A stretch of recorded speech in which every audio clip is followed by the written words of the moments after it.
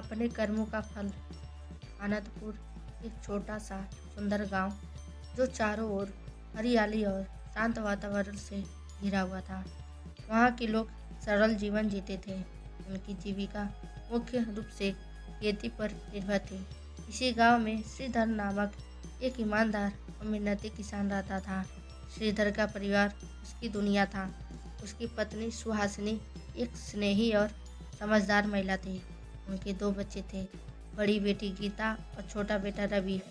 श्रीधर हर सुबह सूरज की पहली किरण के साथ खेतों की ओर निकल जाता और देर शाम तक काम करता। गांव में एक और मेहनतकश किसान तो दूसरी ओर रघुनंदन जैसे जो अपनी चालाकी और धनबल से गरीब किसानों का शोषण करते थे। रघुनंदन का काम था दोगे ब्याज पर कर्ज देना और कर्ज न चुकाने पर किसानों की जमीन पर कब्जा करना।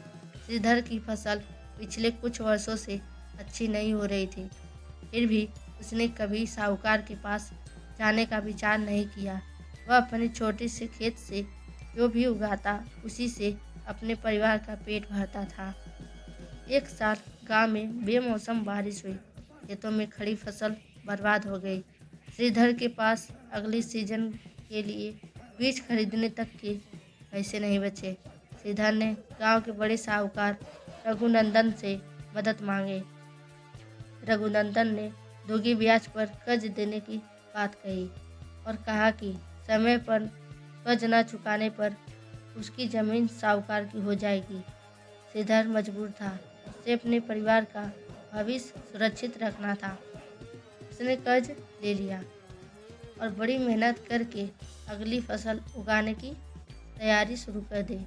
रघुनंदन ने चालाकी से गांव के अन्य किसानों को भी अपने कर्ज की जाल में फंसा लिया।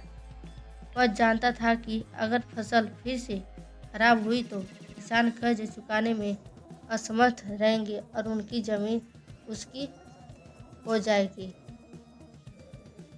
श्रीधर ने अपनी तरफ से कोई कसर नहीं छोड़ी।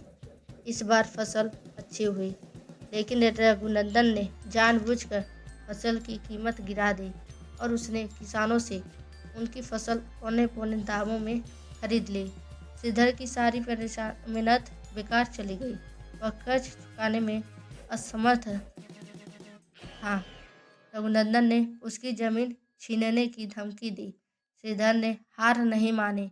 उसने गांव के अन्य किसानों से बात की और उन्हें रघुनंदन के शोषण के खिलाफ खड़ा होने को कहा। किसानों ने एकजुट होकर साहूकार के खिलाफ लड़ने का निर्णय लिया। किसानों ने एक सहकारी समिति बनाई। उन्होंने अपनी फसल सीधा बाजार में बेचने का तरीका खोजा। उन्होंने सरकार से मदद मांगी और कृषि के नए तरीकों को अपनाया। श्रीधर ने गांव के शिक्षित युवाओं की मदद से किसानों को जागरूक किया। धीरे धीरे उसकी मेहनत रंग लाने लगी।